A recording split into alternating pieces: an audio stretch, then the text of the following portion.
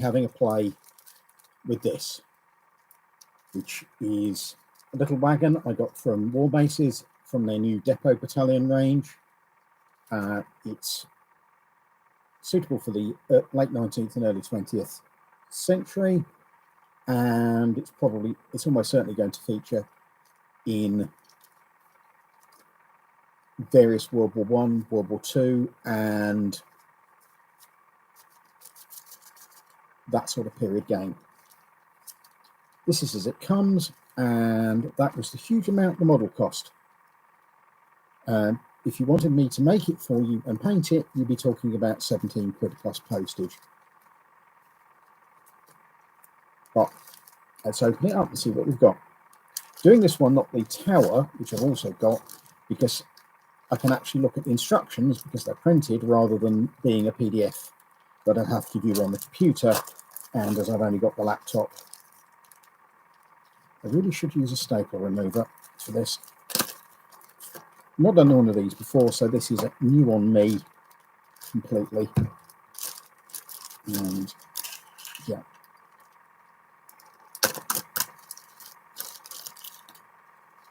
And we have your bits in MDF, 2 mil thick.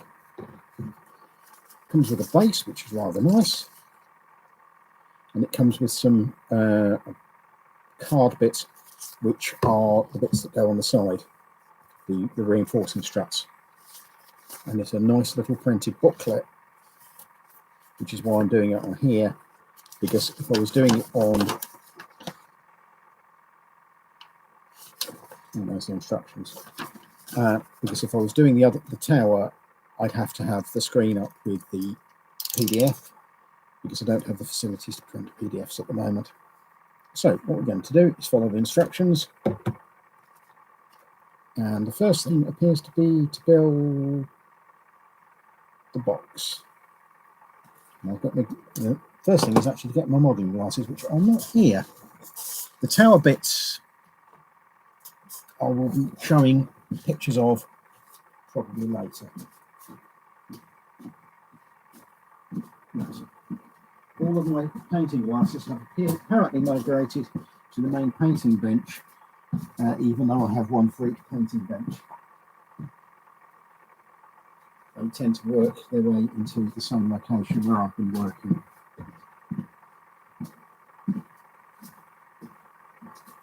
The cart doesn't come with the animal to pull it, and I'm probably not going to use the base immediately.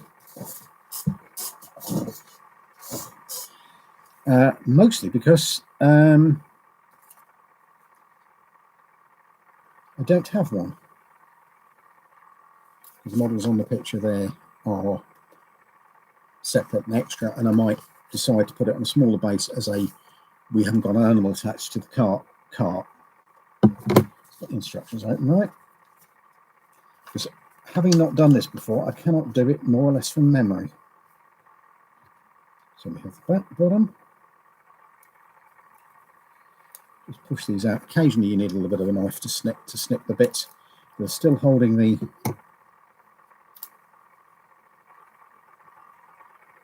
parts back in. You just and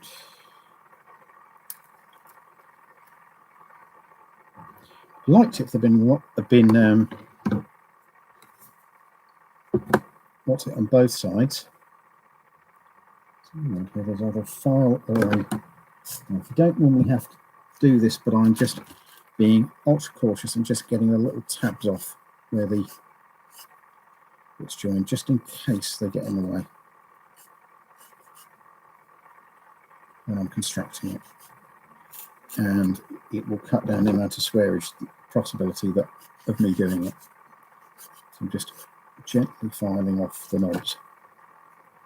Now, if I look at the instructions, let's go to that way. You can choose which way around to do the sides. You can either have the planks inside or outside. I'm having them outside because I'm almost certainly going to have load in there. So that is just dry fit, and you stick it together with white glue.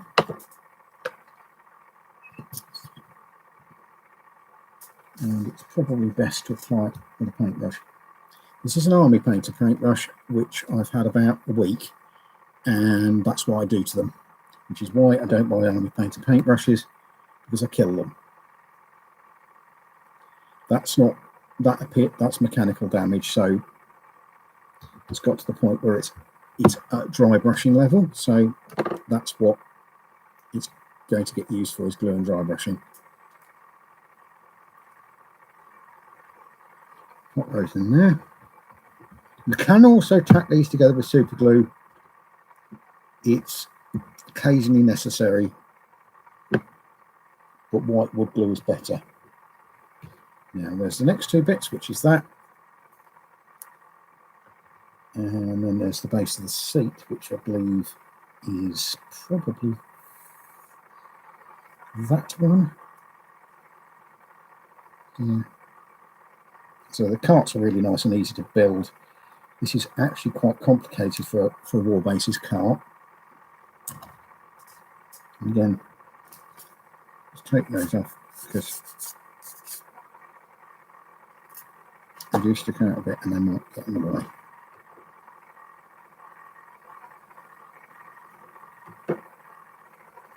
Doesn't matter too much about glue on surfaces because it is actually transparent and dry, unless you're painting it and staining it, which I'm planning to with this one, where the whole process of painting and staining can discolor. It means that the MDF will take the paint and in this case, tone differently. Again, fits together very nicely, very well engineered, and you've got part 2 of the instructions done there. So we're now up to 3, and I'm doing this entirely in real time, and I can do it before just by putting the seat, which is this bit. See, you put tools down and they disappear under things. Very, very annoying. But something I ought to be used to by now because I've been doing it for a very long time. And that guy is the top of the seat, which goes in there. Which I'm then going to have a faff around with. Simon. Caggy Andy. No, don't get stuck there.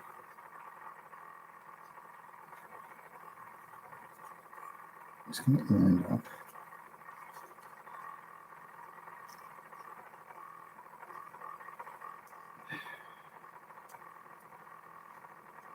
As I say, there's always a possibility of cursing, so let's just get it lined up properly. There we are. Fits nicely when you've lined it up properly. And that's just the seat. And I'll take a brush and I'll just clean that off into the joints. I'm not sure whether I'm going to use speed paint or wash on these, because there's a nice dark brown speed paint that looks really a lot like creosote. And for the next stage operation, we make the bottom of the cart. So that goes to one side. And the bottom of the cart are these cart poles there. And we're now dealing with that picture there.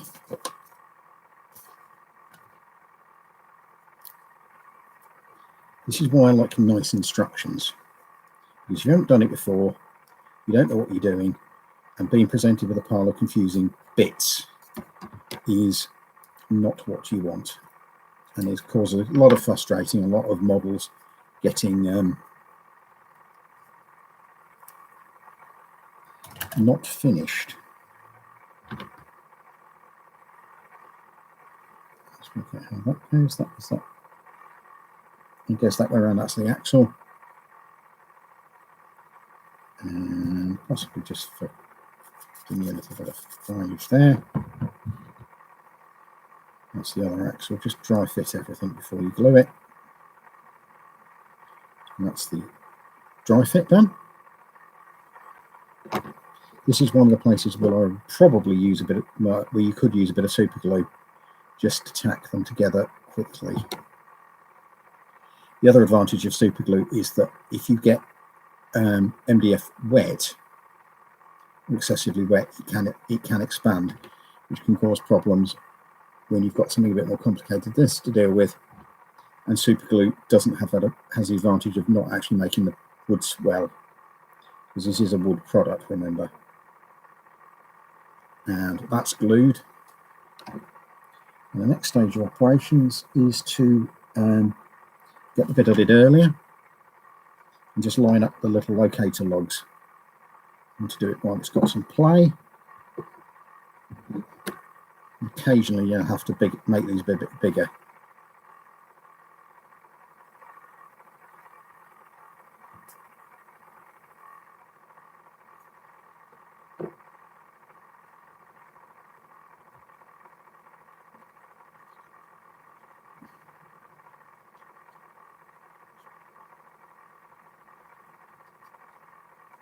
That should fit in there like that. And that, which has just jumped out. Because that's the other thing about super glue, is with it going off quicker, it means that you can actually have stuff glued together before you assemble it, so it's not going to do that. So you've got that bit there, which is the cart. And then you've got some very nice little wheels.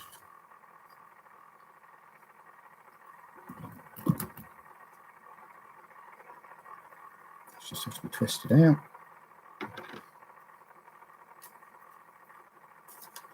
I'm smoothing these over again because they may affect how it sits on the base.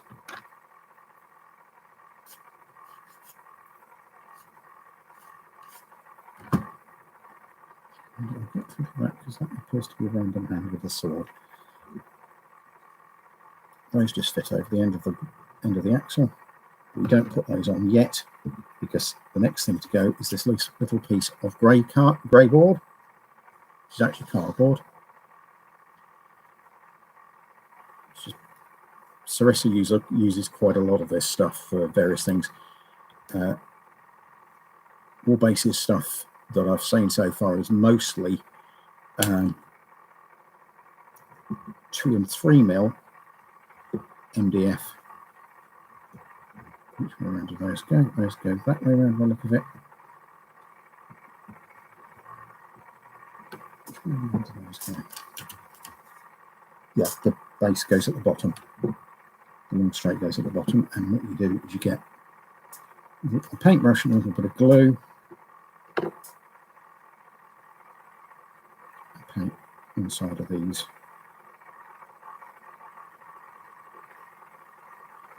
This, believe it or not, is rated very easy, which can't say they're wrong. Just need to get it all lined up. So it's not sticking up because it's supposed to stick up a little bit.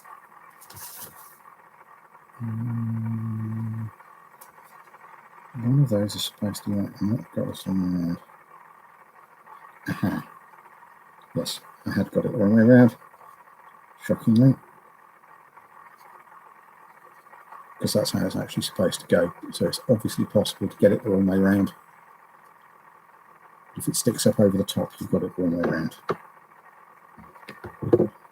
Which this is just reinforcing for the cart, possibly ironmongery in the original cart rather than wood.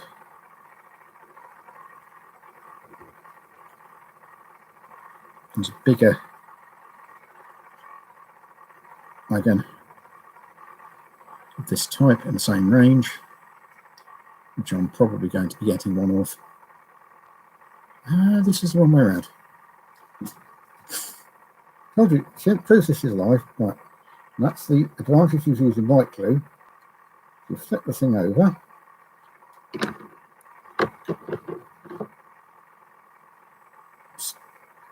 You've heard of putting the cart behind the horse and putting the horse behind the cart.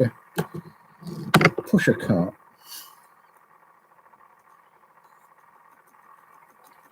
See? It's live because I've done it wrong.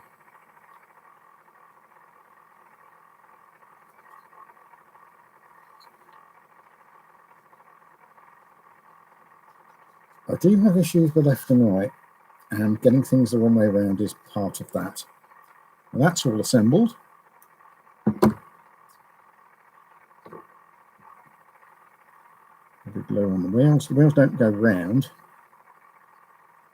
incidentally, because the holes in them are square. And you want that to be the outside.